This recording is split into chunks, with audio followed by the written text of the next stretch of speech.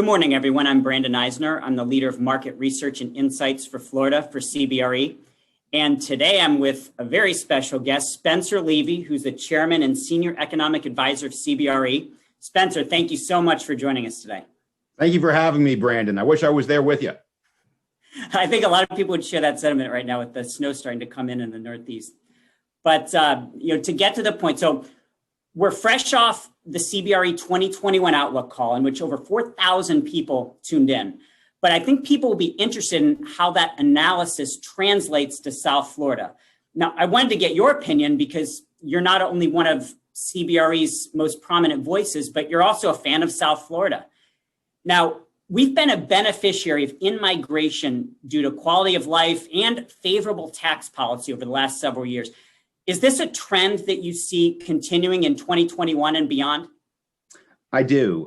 Well, Florida benefits from so many things, but the big picture is demographics. This inflow of people due to the weather, due to the low tax regime, that's going to continue indefinitely. I don't see any chance of them putting back the SALT tax deduction that was the pre-2017 Trump tax plan.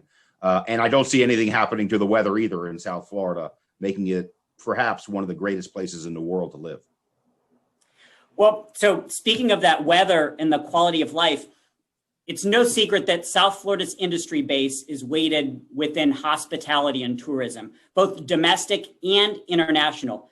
Now, South Florida, this is one of my favorite stats. We originate about 1/3 of the global cruise passengers annually. Now, I've heard you say before that hotels and cruise lines have an advantage over other industries in that they can set their price at zero.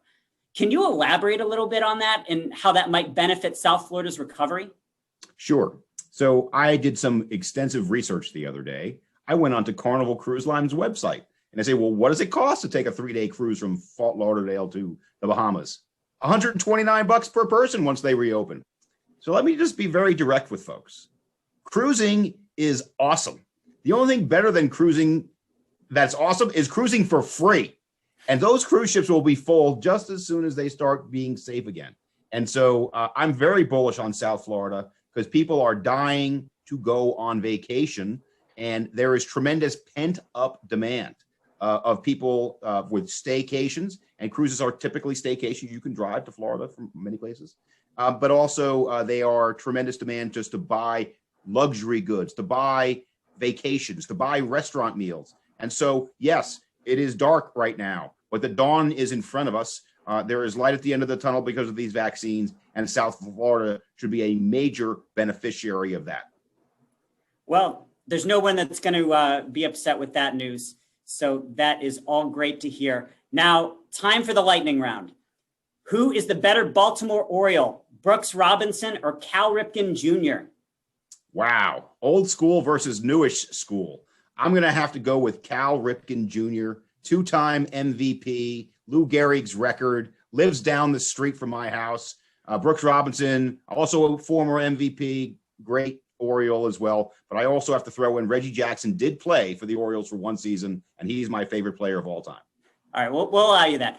All right, so I know you're a coffee guy. What's your record for shots of espresso in one day? Oh, it's got to be in excess of 20. But I don't know exactly what you're talking about, Brandon, because this is only my third large Dunkies coffee of the day, and it's only 11 o'clock in the morning. Well, I knew it had to be at least over 10. I've seen you do 10 in a day.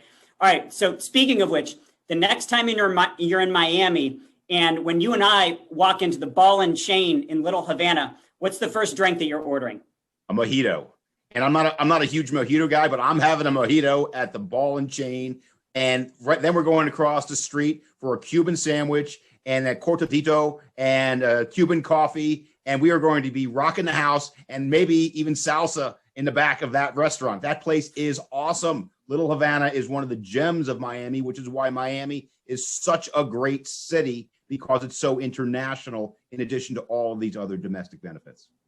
That's a plan. And that's also a wrap. So thank you, everybody, for tuning in. Once again, I'm Brandon Eisner. I'm here with Spencer Levy. And check out our 2021 U.S. Outlook. Thank you very much for tuning in. This has been 3 Minutes with Spencer Levy. Next time in Miami.